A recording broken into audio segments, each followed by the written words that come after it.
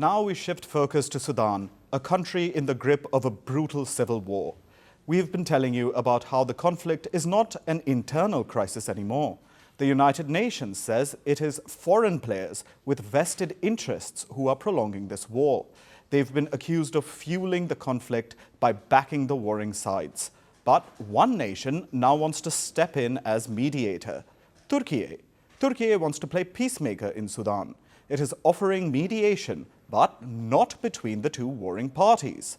One of the warring sides is the Sudanese army, led by Abdel Fattah al-Burhan. On the other side, you have the Rapid Support Forces paramilitary group, or RSF. This is led by Mohammed Hamdan Dagalo, also known as Hemedti. Turkey is not offering to mediate between the Sudanese army and the RSF. Instead, it wants to mediate between the army and the United Arab Emirates.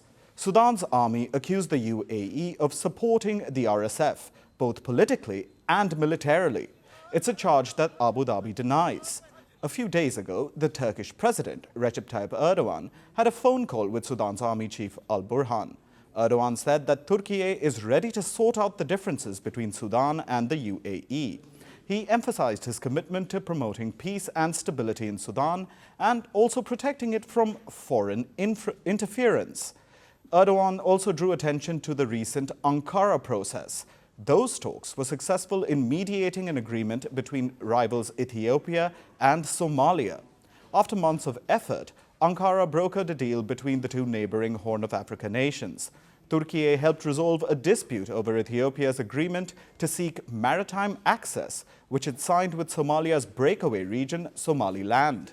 This deal is seen as a major diplomatic win for Ankara. It comes as Turkey seeks to elevate its global standing and demonstrate an ability to address complex geopolitical challenges. Earlier, Turkey also helped facilitate grain imports from Ukraine to global markets. This was amid the Russia-Ukraine war. And now, Turkey wants to leverage its balanced ties with both Sudan and the UAE. Sudan's army chief has received Erdogan's offer positively. He said he welcomes any role Turkey could play in ending the war. He also called for greater Turkish investment in Sudan. Turkey has been boosting its trade with Africa in recent years. In 2022, trade between Turkey and Africa crossed $40 billion. Last year, it was at over $37 billion. African projects undertaken by Turkish contracting companies reached over $85 billion in value at the end of 2023. Turkey is gaining ground in sectors such as infrastructure development, natural resources extraction, military equipment supply, and security agreements. Reports say that Turkey has sold its Bayraktar TB2 drones to at least 10 African nations. Turkey's involvement in Sudan also reflects its strategic interests in Africa, especially in the Red Sea region. This is a critical trade and maritime route. Strengthening partnerships with African nations seems central to Erdogan's foreign policy objectives. We know that Africa has turned into a major geopolitical battleground for world powers like the US, Russia, and China.